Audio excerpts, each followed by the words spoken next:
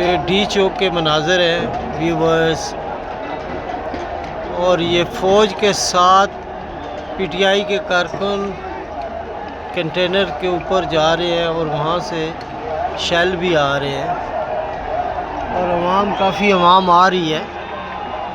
ये देख रहे हैं आप, अभी तो अवाम शुरू हो गई है।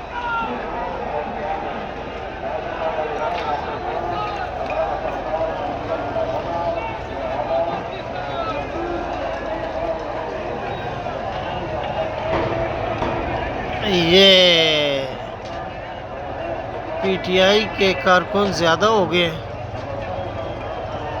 और फौज और पुलिस और वापस बैकअप पे चली गई।